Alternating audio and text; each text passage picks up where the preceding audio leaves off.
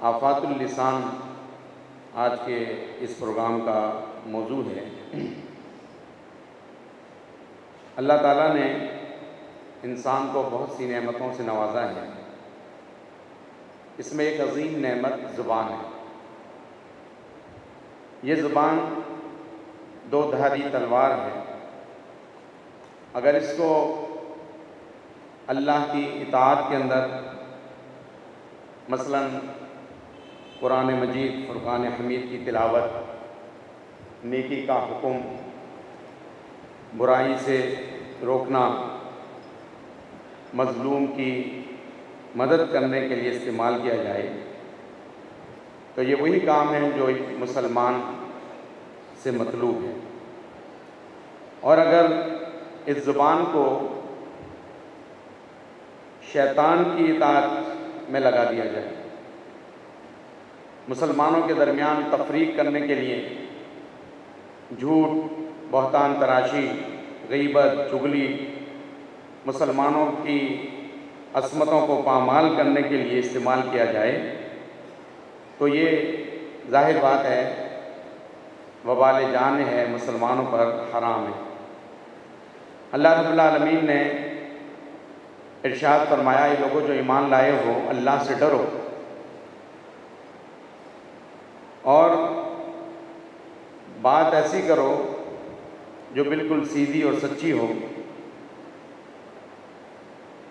اگر تم صحیح بات کرو گے، سیدھی بات کرو گے، سچی بات کرو گے، اللہ تمہارے اعمال کو درست کر دے گا اور تمہاری مغفرت کرے گا، اور جو بھی اللہ اور اس کے رسول صلی اللہ علیہ وسلم کی اطاعت کرتا ہے اس نے بڑی کامیابی حاصل کی۔ زبان کو اللہ رب العالمین نے اپنی ایک نعمت گردانا اور احسان کے انداز میں یہ بات ارشاد فرمائی، کیا ہم نے تمہیں دو آنکھیں نہیں دی؟ کیا ہم نے تمہیں زبان عطا نہیں کی؟ کیا ہم نے تمہیں دو ہونٹ عطا نہیں کی؟ تو یہ آنکھیں، یہ زبان، یہ ہونٹ اللہ رب العالمین کی وہ نعمت ہے کہ جس کو اللہ رب العالمین نے احسان کے طور پر گنایا، کہ اللہ رب العالمین کا یہ بہت بڑا احسان ہے کہ اللہ نے اتنی بڑی نعمت سے نوازا ہے۔ انسان کے جسم کے اندر زبان کی کیا حیثیت ہے، وہ اس حدیث سے آپ سمجھ سکتے ہیں کہ نبی اکرم صلی اللہ علیہ وسلم نے ارشاد فرمایا، جب ایک انسان صبح کرتا ہے، ابن آدم یعنی صبح ہوتی ہے، تو اس کے سارے اعضاء وہ اس زبان سے التجا کرتے ہیں۔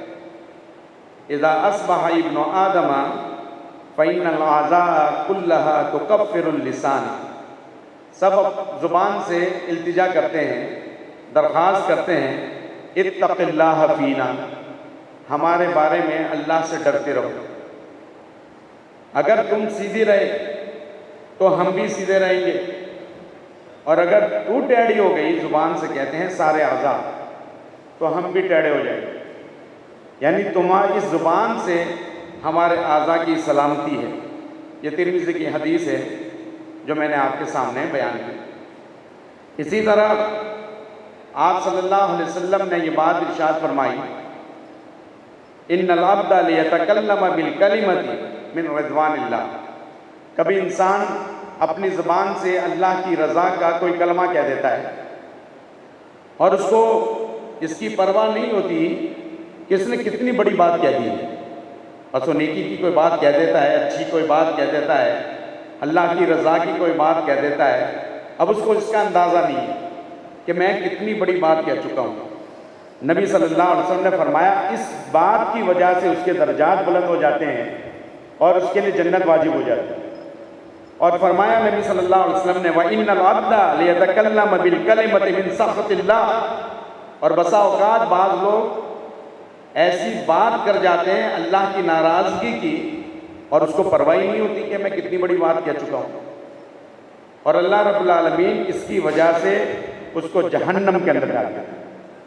انسان بسا اوقات بات کرتا ہے، اس کا احساس نہیں ہوتا کہ وہ کتنی بات کرتا ہے، کتنی بڑی بات کر رہا ہے، اچھی یا بری، تو یہ زبان اور یہ بات اس کی اس قدر اہمیت اور اس کی حیثیت ہے۔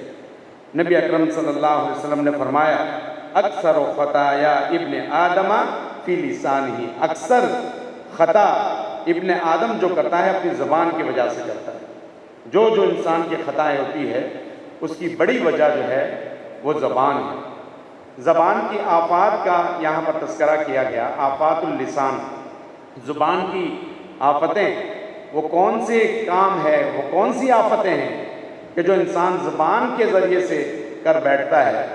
تو سب سے بڑی بات تو زبان کے ذریعے سے جو انسان کو خیال کرنا چاہیے وہ شرکیہ بات، اللہ کے ساتھ کسی کو شریک ٹھہرا دینا، اس سے انسان ظاہر بات ہے یہ منع ہے، اور اس بات کو انسان کو پابند کیا گیا ہے کہ ایک اللہ کی عبادت کرے، اس کے ساتھ کسی کو شریک نہ ٹھہرائے، غیر اللہ کو مدد کے لیے نہ بلائے، شرک الفاظ وہ اپنی زبان سے نہ کہے، کسی کے تعریف میں اس قدر غلو نہ کرے کہ اس کو اللہ کا درجہ دے دے۔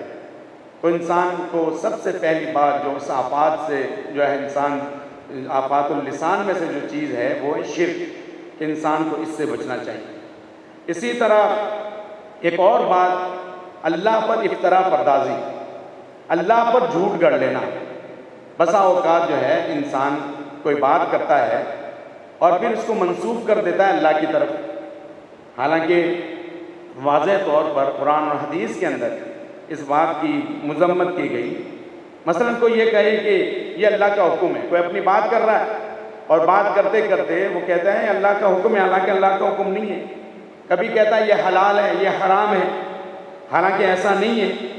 قرآن مجید میں سورۃ النحل کے اندر اللہ رب العالمین نے ارشاد فرمایا وَلَا تَقُولُوا لِمَا تَصِفُ أَلْسِنَتُكُمُ الْكَذِبَ هَذَا حَلَالٌ وَهَذَا حَرَامٌ لِتَفْتَرُوا عَلَى اللَّهِ الْكَذِبَ، کہ تم اپنی زبان سے وہ جھوٹ جو کہتے ہو کہ یہ حلال ہے، یہ حرام ہے، ایسی باتیں نہ کیا کرو کہ تم اللہ کے اوپر جھوٹ باندھتے ہو، یہ بالکل منع ہے، اللہ رب العالمین نے اس سے منع فرمایا۔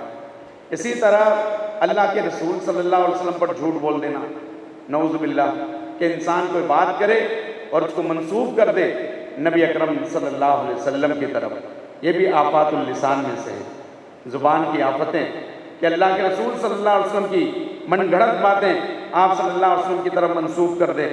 آپ صلی اللہ علیہ وسلم نے فرمایا، بخاری کی حدیث ہے ان کذبا علی لیس کذب علی احد من کذب علی متعمدا فلیتبوأ مقعدہ من النار، فرمایا من کذب علی متعمدا، فرمایا تم اگر جو بات کرتے ہو میرے حوالے سے، وہ بات اس طرح نہیں ہے کہ جس طرح عام لوگوں کے اوپر تم منسوب کر دیتے ہو، جو بات مجھ پر منسوب کرتے ہو جھوٹی، وہ اس کا گناہ اس طرح نہیں جس طرح ایک عام انسان کے اوپر تم کوئی بات منسوب کر دو۔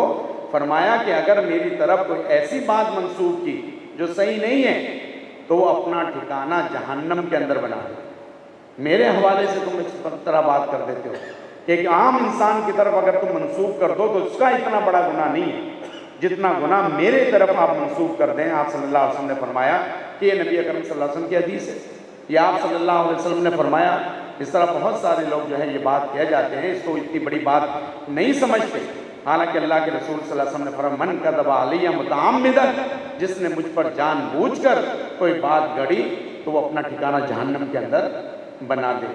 اسی طرح عبداللہ ابن زبیر رضی اللہ تعالیٰ عنہ فرماتے ہیں کہ میں نے اپنے والد محترم سے پوچھا کہ آپ تو بہت زیادہ نبی اکرم صلی اللہ علیہ وسلم کے ساتھ رہتے تھے، لیکن آپ اس قدر احادیث بیان نہیں کرتے، آپ نبی اکرم صلی اللہ علیہ وسلم کے اقوال بیان نہیں کرتے۔ تو حضرت زبیر رضی اللہ تعالیٰ عنہ نے فرمایا کہ میں نے نبی اکرم صلی اللہ علیہ وسلم سے یہ حدیث سنی ہے من کذب علیہ متعمدا، کہ جس نے مجھ پر جو ہے جان بوجھ کر کوئی جھوٹ گڑا فلیتبوأ مقعدہ من النار، تو اپنا ٹھکانہ جہنم کے اندر بنا دے۔ اس لیے میں محتاط رہتا ہوں، میں نبی اکرم صلی اللہ علیہ وسلم کے بہت ساری احادیث خود بیان نہیں کرتا۔ کس قدر احتیاط کرتے تھے صحابہ کرام رضوان اللہ علیہ اجمعین کہ آپ صلی اللہ علیہ وسلم پر کوئی ایسی بات خدا نخواستہ نہیں منسوب نہیں کرتے تھے کہ جو آپ صلی اللہ علیہ وسلم نے نہ فرمائی ہو۔ یہ ہمارے لیے بھی ایک سبق ہے کہ ہم جو ہے آپ صلی اللہ علیہ وسلم کے حوالے سے جب بھی کوئی حدیث پیش کریں تو مستند حدیث پیش کریں جس کے اوپر ہمیں پورا اعتماد ہو کہ واقعتاً یہ ثابت ہے احادیث مبارکہ سے، تب جا کر ہم کوئی حدیث کو بیان کریں۔ اسی طرح عمومی گفتگو کے اندر جھوٹ بولنا، اس سے بھی منع کیا گیا۔ نبی اکرم صلی اللہ علیہ وسلم نے فرمایا علیکم بالصدق، تم پر لازم ہے کہ تم سچ ہی بولو گے۔ فَإِنَّ الصِّدْقَ يَهْدِي إِلَى الْبِرِّ، اس لیے کہ سچائی انسان کو نیکی کی طرف لے جاتی ہے۔ جو انسان سچ بولتا ہے اس کے لیے نیکی کے راستے آسان ہو جاتے ہیں، اور فرمایا جو نیکی کی طرف جاتا ہے، جو نیک کام کرتا ہے، وہ جو ہے وہ جنت کی طرف اس کا راستہ چلا جاتا ہے، وہ نیکی اس کو جنت کی طرف رہنمائی کرتی ہے۔ اور ایک انسان سچ بولتا رہتا ہے یہاں تک کہ وہ اس کی عادت ثانیہ بن جاتی ہے، اور اللہ رب العالمین کے ہاں اس کا نام صدیقین کے اندر لکھ دیا جاتا ہے۔ جو آدمی سچ کو اپنی عادت بنا دیتا ہے تو اللہ رب العالمین کے ہاں اس کو صدیقین کے اندر لکھ دیا جاتا ہے۔ اور فرمایا نبی اکرم صلی اللہ علیہ وسلم نے وَإِيَّاكُمْ وَالْكَذِبَ، کہ تم جھوٹ سے بچو، فَإِنَّ الْكِذْبَ يَهْدِي إِلَى النَّارِ، اس لیے کہ جھوٹ انسان کو آگ کی طرف رہنمائی کرتی ہے، جھوٹ انسان کو جہنم کی طرف لے جاتا ہے۔ اور ایک انسان جھوٹ بولتا رہتا ہے یہاں تک کہ وہ اس کی عادت ثانیہ بن جاتا ہے، ہر وقت جھوٹ، جو بھی بات کرے اس کو کوئی برائی نہیں لگتا، اس کو احساس ہی نہیں ہوتا کہ میں کیا کہہ رہا ہوں۔ اور آپ صلی اللہ علیہ وسلم نے فرمایا کہ جب اس کے جھوٹ عادت تو اللہ رب العالمین کے دربار میں اس کا جو ہے نام جو ہے جھوٹے لوگوں میں لکھ دیا جاتا ہے کہ یہ جھوٹے آدمی ہے۔ تو یہ جھوٹ اور سچ کے اس قدر اثرات ہوتے ہیں کہ ایک کا نام جو ہے صدیقین کے اندر لکھ دیا گیا، اور دوسرے کا نام جو ہے وہ جھوٹے لوگوں کے اندر لکھ دیا گیا۔ سچائی ایک طرف ہے، جھوٹ ایک طرف ہے۔ اسی طرح نبی اکرم صلی اللہ علیہ وسلم کا ارشاد، مشہور حدیث آیت المنافق ثلاث، کہ منافق کی 3 نشانیاں ہیں۔ اذا حدث کذب، کہ جب بات کرتا ہے تو وہ جھوٹ بولتا ہے۔ وَإِذَا وَعَدَ أَخْلَفَ، جب وہ وعدہ کرتا ہے وعدہ خلافی کرتا ہے۔ وَإِذَا اؤْتُمِنَ خَانَ، اور جب اس کے پاس امانت رکھی جائے تو وہ امانت کے اندر خیانت کرتا ہے۔ تو یہ 3 علامات آپ صلی اللہ علیہ وسلم نے فرمایا یہ منافقین کی علامات کے اندر سے ہے۔ اور ایک علامت ایک حدیث کے اندر اور بھی بیان کی گئی کہ جس کے اندر یہ 4 خصلتیں پاکی پائی جائیں وہ پکا جو ہے آپ صلی اللہ علیہ وسلم نے اس کے لیے وعید سنائی۔ اور چوتھی بات کون سی تھی کہ جب جھگڑا کرتا ہے تو گالیاں دیتا ہے، جھگڑے کے اندر جو گالیوں کے اوپر اتر جاتا ہے تو پکا منافق ہے۔ آپ صلی اللہ علیہ وسلم نے فرمایا جس کے اندر یہ 4 خصلتیں پائی جائے، لہذا اس بات کی طرف انسان کو جو ہے توجہ دینی چاہیے کہ انسان اپنی گفتگو کے اندر اپنی زبان سے جب بھی بات کرے سچائی کی بات کرے، حق بات کرے، سچ بات کرے۔ اور اسی طرح حضرت سمرہ بن جندب رضی اللہ تعالیٰ عنہ بیان کرتے ہیں کہ آپ صلی اللہ علیہ وسلم ہر فجر کی نماز کے بعد لوگوں سے پوچھتے تھے کہ کیا تم میں سے کسی نے آج خواب دیکھا ہے؟ لوگ اپنے خواب کو بیان کرتے تھے۔ جب خواب کو بیان کرتے نبی اکرم صلی اللہ علیہ وسلم اس کی تعبیر بیان کر دیتے تھے۔ ایک مرتبہ نبی اکرم صلی اللہ علیہ وسلم نے پھر پوچھا فجر کے بعد لوگوں سے کہ تم میں سے کسی نے خواب دیکھا ہے؟ لوگوں نے کہا نہیں اللہ کے رسول صلی اللہ علیہ وسلم، آج ہم میں سے کسی نے خواب نہیں دیکھا۔ تو نبی اکرم صلی اللہ علیہ وسلم نے فرمایا کہ میں نے خواب دیکھا ہے آج۔ خواب یہ دیکھا کہ 2 آدمی میرے پاس آئے اور مجھے ارض مقدسہ لے گئے، اور ارض مقدسہ لے جاتے ہوئے مجھے یہ منظر دکھایا گیا کہ ایک آدمی کی بانچھوں کو جو ہے وہ کھینچا جا رہا ہے اور اس کو گدی کی طرف لے جایا جا رہا ہے، اور اسی طرح مسلسل اس کے ساتھ یہ کام کیا جا رہا ہے۔ تو آپ صلی اللہ علیہ وسلم کو بتایا گیا یہ وہ لوگ ہیں جو غیبتیں کرتے تھے اور جھوٹ بولتے تھے، قیامت کے دن ان کے ساتھ یہی حشر ہوگا کہ آخرت کے اندر ان کے ساتھ ایک تمثیل دکھائی گئی نبی اکرم صلی اللہ علیہ وسلم کو ان لوگوں کی کہ جو اپنے عام معمولات زندگی کے اندر غیبتیں کرتے ہیں، جھوٹ بولتے ہیں۔ اسی طرح جھوٹی گواہی دینا یہ بھی آفات اللسان میں سے ہے کہ انسان وہ بات کرے کہ جس کا اس کو پتہ نہیں ہے، حقیقت کے خلاف ہے۔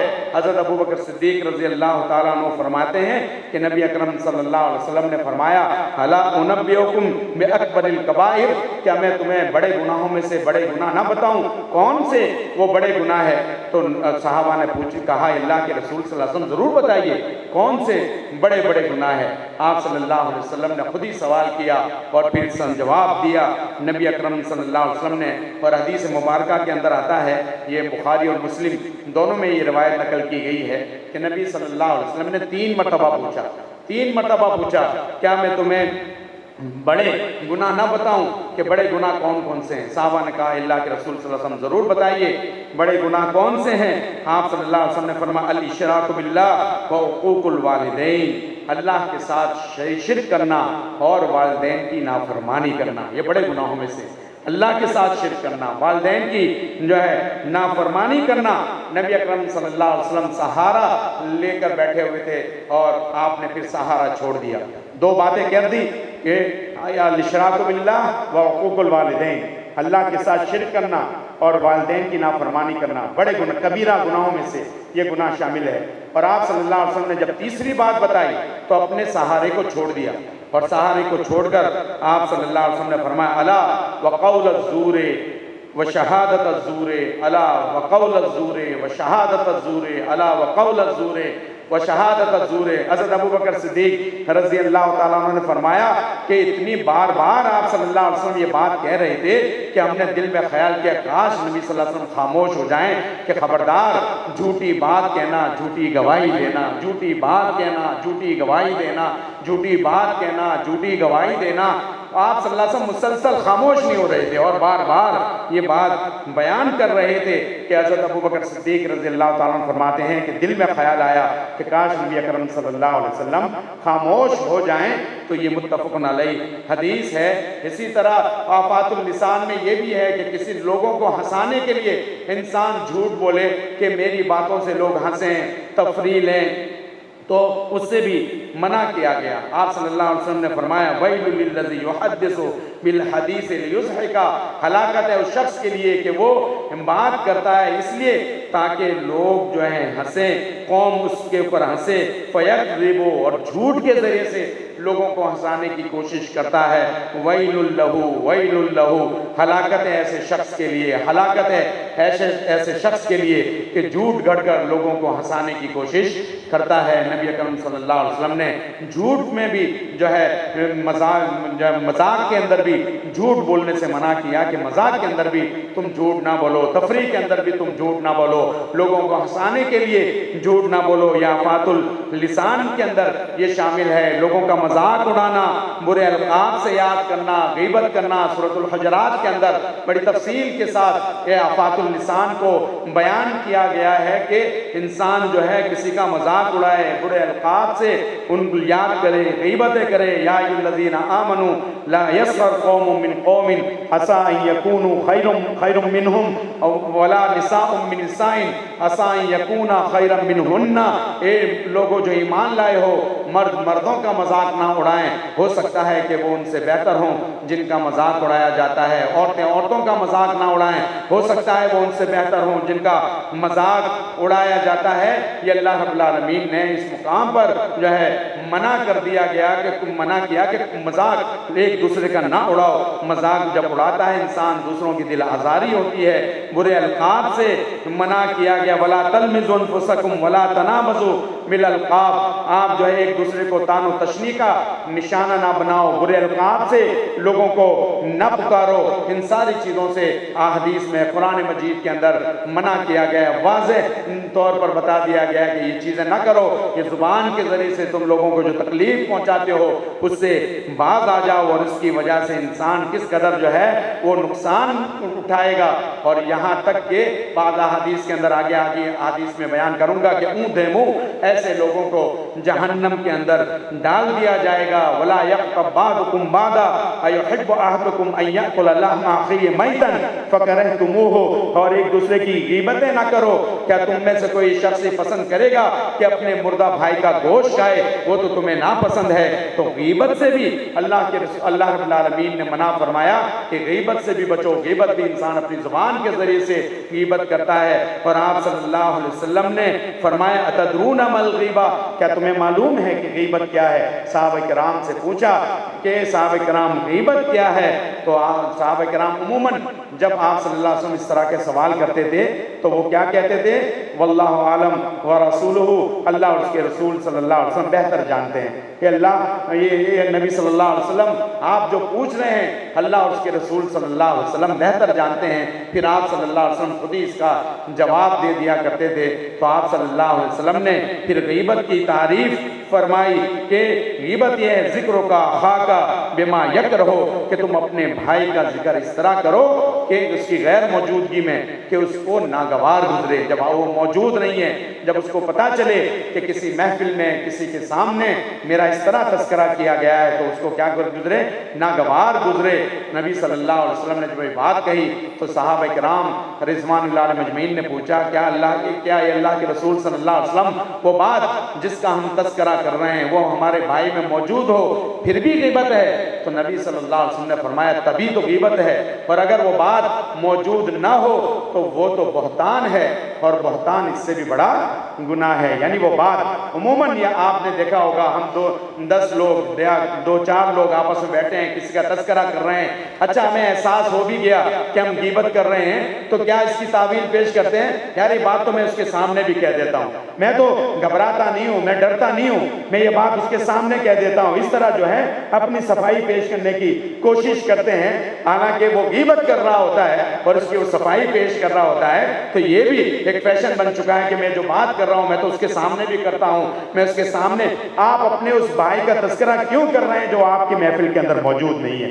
آپ اس کے حوالے سے کیوں تبصرے کر رہے ہیں کہ جب وہ وہاں پر موجود نہیں ہے؟ اور اس کو مردہ بھائی کا گوشت کھانے کے برابر جو قرآن میں بیان کیا، حدیث میں بیان کیا، اس کا مطلب یہ ہے کہ مردہ انسان جو ہے اپنا دفاع نہیں کر سکتا. آپ مردے کو جو کچھ بھی کہیں، مردے کے ساتھ جو آپ سلوک کریں، مردہ تو جو ہے نہ حرکت کر سکتا ہے نہ اس کا جواب دے سکتا ہے. تو جو بھائی آپ کا موجود نہیں ہے آپ اس کے بارے میں جب گفتگو کریں گے کوئی وضاحت نہیں کر سکتا، کوئی صفائی پیش نہیں کر سکتا، کوئی بات نہیں کر سکتا تو اس کو مردہ بھائی کا گوشت کھانے کے برابر قرار دیا اس حدیث مبارکہ میں. اور آپ صلی اللہ علیہ وسلم نے یہ بات بھی ارشاد فرمائی یا معاشر من آمن بلسانہ ولم يدخل الایمان قلبہ. اے لوگوں کہ جو ہے ایمان اپنی زبان سے تو لا چکے ہیں، وہ ایسے لوگ جو اپنی زبان سے تو ایمان لا چکے ہیں اور دل میں ابھی ان کے ایمان نہیں اترا ہے. اے وہ لوگوں کہ جو اپنی زبان سے تو ایمان لا چکے ہو لیکن دل کے اندر ابھی ایمان نہیں اترا، ان کے لیے بات ارشاد فرمائی کہ تم غیبتوں سے جو ہے بچو اور لوگوں کی عیب جوئی سے بچو. غیبتوں سے بچو، عیب جوئی سے بچو. اور عیب جوئی کے اندر جو ہے کسی کے اندر کوئی عیب دیکھ لیا، اس کا راز فاش کر دیا، اس کا راز دیکھ لیا، اس کو دنیا کے سامنے بیان کر دیا. اس حدیث کے اندر آپ صلی اللہ علیہ وسلم نے تفصیل سے بیان کیا ہے کہ جو کسی مسلمان بھائی کے عیب کے پیچھے لگتا ہے تو اللہ رب العالمین اس کے عیب کے پیچھے لگتا ہے، اور جس کے پیچھے اللہ رب العالمین لگ جائے اس کو اس کے گھر کے اندر ذلیل کرتا ہے. آپ یہ اندازہ کریں کہ آپ کسی بھائی کی راز کو فاش کرنے کے چکر میں ہیں کہ اس کی جو ہے کوئی بدنامی ہو جائے یا اس کو جو حیثیت ملی ہے اس حیثیت کے اندر کوئی کمی آ جائے، آپ اس کے بارے میں جو ہے بات کرتے ہیں. تو نبی صلی اللہ علیہ وسلم نے فرمایا آپ کسی مسلمان بھائی کے عیب کے پیچھے لگو گے اللہ تمہارے عیب کے پیچھے لگ جائے گا. اور جب اللہ کسی کے عیب کے پیچھے لگے تو فرمایا اس حدیث کے اندر کہ اس کو اس کے گھر کے اندر ذلیل اور رسوا کرتا ہے.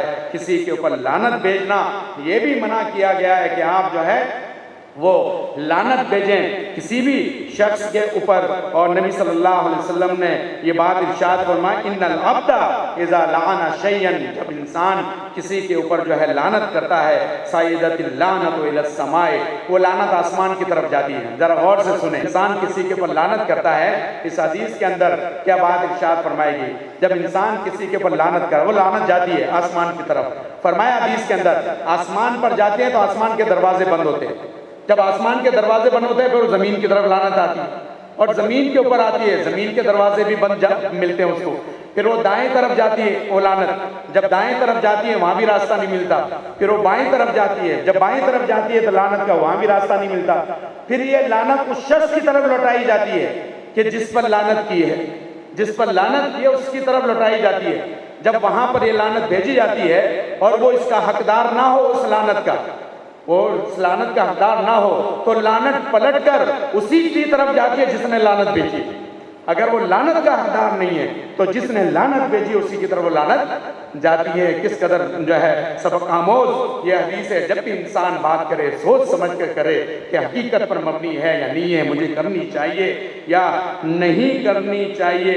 لہذا جو ہے زبان ایک ایسی چیز ہے کہ انسان اگر اس کے اوپر کنٹرول کرے تو بہت ساری برائیوں سے انسان بچ جاتا ہے. چغل خوری سے منع کیا گیا حدیث کے اندر، اور جو ہے اس طرح کے اس کی بات یہاں تک پہنچا دے، اس کی بات یہاں تک پہنچا دے، دو بھائیوں کے درمیان غلط فہمی پیدا کر دے، جھگڑا پیدا کر دے، اس سے بھی جو ہے منع کیا گیا. اور اس کے لیے آپ صلی اللہ علیہ وسلم نے فرمایا لا يدخل الجنت نمام، کہ وہ شخص جنت میں داخل نہیں ہوگا کہ جو چغل خوری کرتا ہے. چغل خوری کرنے والوں کے لیے یہ وعید بیان کی گئی، جنت میں داخل نہیں ہوگا. آپ صلی اللہ علیہ وسلم ایک قبرستان سے گزر رہے تھے، قبرستان سے گزرے تو ایک قبر کی طرف دیکھا، وہاں دو قبریں تھیں، دو قبروں کی طرف دیکھا. نبی اکرم صلی اللہ علیہ وسلم نے فرمایا انہما لیعذبان، ان دونوں کو عذاب دیا جا رہا ہے. آپ صلی اللہ علیہ وسلم نے ان قبروں کی طرف اشارہ کر کے کہا کہ ان کو عذاب دیا جا رہا ہے. پھر کیا فرمایا کہ عذاب کوئی بہت بڑے گناہ کی وجہ سے نہیں دیا جا رہا ان قبر والوں کو، بلکہ جو ان کی خرابی تھی وہ کیا تھی؟ دو خرابی تھی. ایک تو چغل خوری کرتے تھے، چغل خور تھے، اور دوسری بات جو خرابی بیان کی کہ پیشاب سے بہت زیادہ احتیاط نہیں کرتے تھے، بچتے نہیں تھے اور بے پرواہی اختیار کرتے تھے، تو وہ چھینٹے پڑتے تھے یا جو بھی اس کی گندگی لگتی تھی. تو آپ صلی اللہ علیہ وسلم نے فرمایا کہ کسی بہت بڑی وجہ سے ان کو عذاب نہیں دیا جا رہا، بلکہ دو چیزیں، چغل خوری اور جو ہے دوسری بات کہ یہ لوگ پیشاب سے نہیں بچتے تھے. اسی طرح اللہ رب العالمین نے بہتان سے منع کیا کہ لوگوں کے اوپر بہتان نہ لگاؤ، لوگوں کو جو خامخواہ جو ہے جو اس نے کام نہیں کیا اس کے اوپر تھوپنے کی کوشش نہ کرو.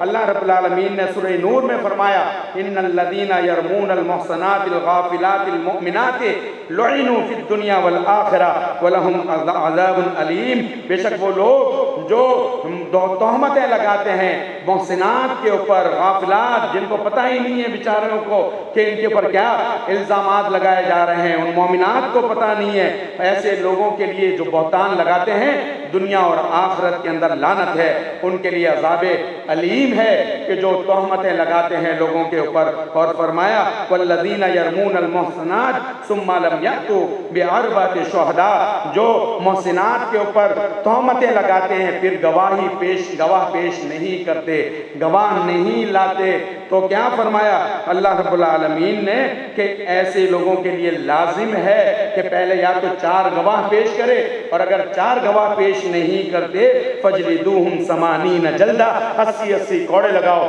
کہ جو تہمتیں لگاتے ہیں. یہ قرآن مجید کے اندر سزا ایسے لوگوں کے لیے متعین کی گئی ہے کہ جو تہمتیں لگاتے ہیں. لہذا ہمیں احتیاط کرنا چاہیے، کوئی بھی ایسی بات کسی کے بارے میں، اپنے بھائی کے بارے میں نہیں کہنی چاہیے کہ جو حقیقت نہیں ہے، اور اگر حقیقت بھی ہے تو ہماری تحریک کے اندر تو ایک طریقہ کار ہے.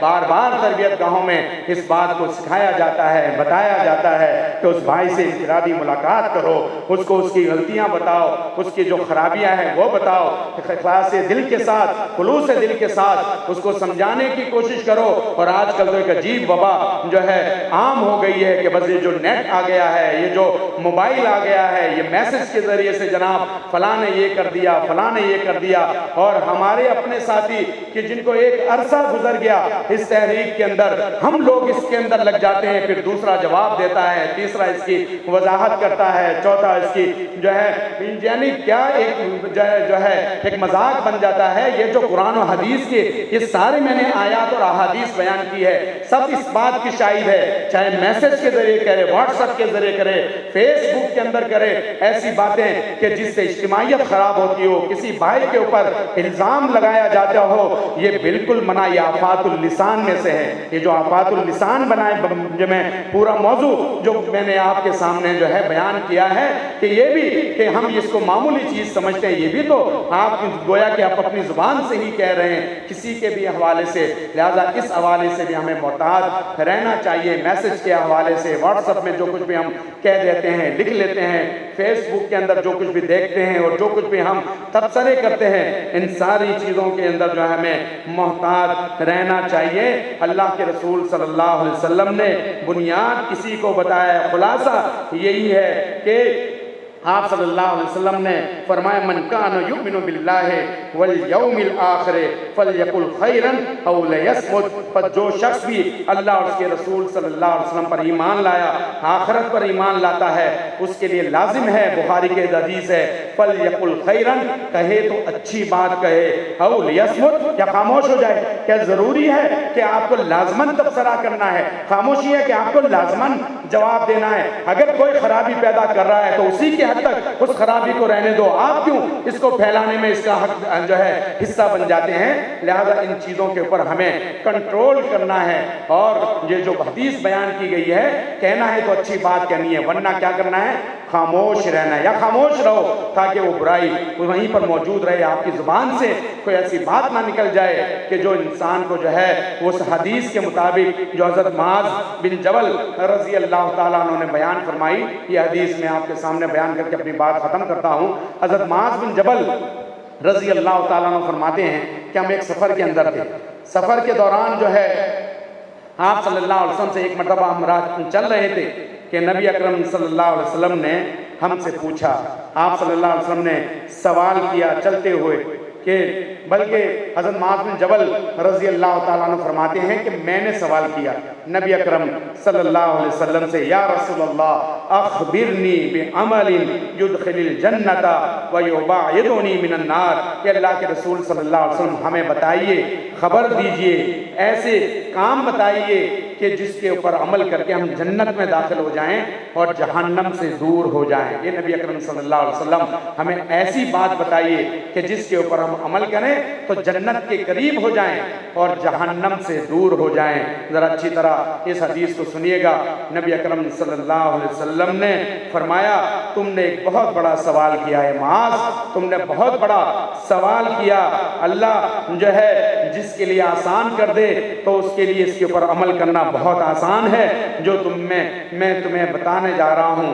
آپ صلی اللہ علیہ وسلم نے فرمایا تم اللہ کی عبادت کرو اور اس کے ساتھ کسی کو شریک نہ ٹھہراؤ، یعنی وہ کام جو انسان کو جنت کے قریب لے جائے اور جہنم سے دور کر دے، ان میں کون سی بات ہے کہ سب سے پہلی بات جو عقیدے کی اور بنیادی بات ہے وہ یہی بات ہے کہ اللہ کے ساتھ ایک اللہ کی عبادت کریں اور اس کے ساتھ کسی کو شریک نہ ٹھہرائیں۔ دوسری بات فرمائی کہ نماز قائم کریں، زکوٰۃ ادا کریں اور رمضان کے روزے رکھیں اور بیت اللہ کا حج کریں۔ یہ وہ کام ہے کہ جو انسان کو جنت کے قریب لے جائیں گے اور جہنم سے دور کر دیں گے۔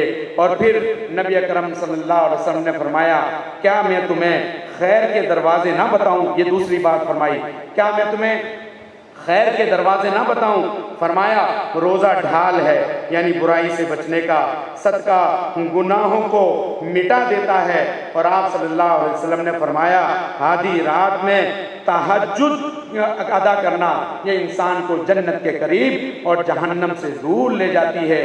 دوسری مرتبہ آپ صلی اللہ علیہ وسلم نے یہ تین چیزیں ارشاد فرمائی، یعنی ان تین چیزوں میں روزہ رکھنے کا بھی حکم دیا، اور فرمایا صدقہ گناہوں سے انسان کو صاف کر دیتا ہے، اور راتوں کو اٹھ کر اللہ کے حضور گر گڑانا، تہجد پڑھنا، نماز پڑھنا، اللہ سے لو لگانا، یہ وہ کام ہے جو نبی اکرم صلی اللہ علیہ وسلم نے فرمایا خیر کے دروازے ہیں۔ پھر اس کے بعد نبی صلی اللہ علیہ وسلم نے فرمایا کیا تمہیں میں جو ہے یہ نہ بتاؤں کہ دین کی چوٹی کیا ہے، دین کا اصل کیا ہے؟ تو صحابہ کرام نے کہا اللہ کے رسول صلی اللہ علیہ وسلم ضرور بتائیے کہ دین کی چوٹی کیا ہے، دین کا اصل کیا ہے؟ نبی صلی اللہ علیہ وسلم نے فرمایا جہاد فی سبیل اللہ۔ ایک ہی بات فرمائی، دین کی چوٹی جہاد فی سبیل اللہ ہے۔ یہ نبی اکرم صلی اللہ علیہ وسلم نے اس کو دین کا اصل قرار دیا، اور آج اسے بات ثابت ہوئی اس دنیا کے اندر اور ہماری آنکھوں کے سامنے کہ جہاد ہی کامیاب ہوتا ہے، جہاد ہی کے ذریعے اللہ عزت اور سرفرازی دیتا ہے۔ اور پھر نبی اکرم صلی اللہ علیہ وسلم نے فرمایا کیا تمہیں جو ہے وہ ایسی بات نہ بتاؤں جن پر تمام باتوں کا دار و مدار ہے؟ یہ ساری نصیحتیں کر دی اس حدیث کے اندر، یہ تفصیلی حدیث میں نے جو آپ کے سامنے معاذ بن جبل کی بیان کی ہے، آخر میں نچوڑ آپ صلی اللہ علیہ وسلم پیش کر رہے ہیں۔ کیا میں ان سب باتوں کا دار و مدار جس کے اوپر ہے کہ وہ بات نہ بتاؤں کہ ان ساری باتوں کا دار و مدار ہے؟ عبادت، اللہ کی عبادت کرنا، شرک سے بچنا، نماز، روزہ، زکوٰۃ، حج، تہجد، صدقہ و خیرات، جہاد فی سبیل اللہ، پھر ساری چیزوں کا جس کے اوپر دار و مدار ہے، میں وہ بات کرنے جا رہا ہوں۔ اچھی طرح جو ہے غور سے سنیں، آپ صلی اللہ علیہ وسلم نے ان ساری چیزوں کا دار و مدار کس کو گردانا، کس بات کو فہم فرمایا؟ اپنی زبان پکڑ لی، نبی صلی اللہ علیہ وسلم نے حدیث کے اندر آتا ہے اپنی زبان پکڑی، تکف علیک ھذا، اس کو اپنے کنٹرول میں رکھو۔ نبی صلی اللہ علیہ وسلم نے فرمایا اس زبان کو اپنے کنٹرول میں رکھو۔ حضرت معاذ بن جبل رضی اللہ تعالیٰ عنہ فرمایا کہ اللہ کے رسول صلی اللہ علیہ وسلم کیا اس کے بارے میں بھی ہم سے پوچھا جائے گا؟ کیا اس کے بارے میں بھی پوچھ گچھ ہوگی؟ تو نبی اکرم صلی اللہ علیہ وسلم نے فرمایا معاذ تیری ماں تم کو گم پائے، اے معاذ تیری ماں تم کو گم پائے۔ یہ اس طرح نبی اکرم صلی اللہ علیہ وسلم الفاظ کہتے تھے جب کسی کو جو ہے ڈانٹنا ہو یا کوئی ایسی بات کرنی ہو، تو آپ صلی اللہ علیہ وسلم نے فرمایا معاذ تیری ماں تجھے گم پائے، لوگوں کو اوندھے منہ جہنم میں اسی زبان کی وجہ سے ڈال دیا جائے گا، لوگوں کو اوندھے منہ ڈال دیا جائے گا اسی زبان کی وجہ سے۔ اس زبان کو کنٹرول میں رکھو، اس زبان جب کنٹرول میں رہے گی سارے اجتماعی حالات اور معاملات ہمارے درست ہو جائیں گے۔ آج تحریک کے اندر رونا آتا ہے جب بھی ہم اس طرح کی باتیں آپس میں سنتے ہیں، جہاں دو لوگ مل گئے، جہاں چار لوگ مل گئے، دوسرے کے بارے میں تبصرے، نظم کے بارے میں تبصرے، اجتماعیت کے بارے میں تبصرے، بھائی کیا ہو گیا؟ جو اصل ہمارا کام ہے اس طرف ہم توجہ دیں، اصل جو کام ہے اسی کی طرف اپنی ساری جو ہے وہ سوچ اور اپنی ساری صلاحیتیں مرکوز رکھیں، اپنی زبان کو کنٹرول میں رکھیں۔ اور اگر نبی صلی اللہ علیہ وسلم کی زبانی کہو تو اچھی بات کہو یا خاموش رہو۔ اللہ رب العالمین ہمیں عمل کی توفیق دے۔ وآخر دعوانا ان الحمدللہ رب العالمین۔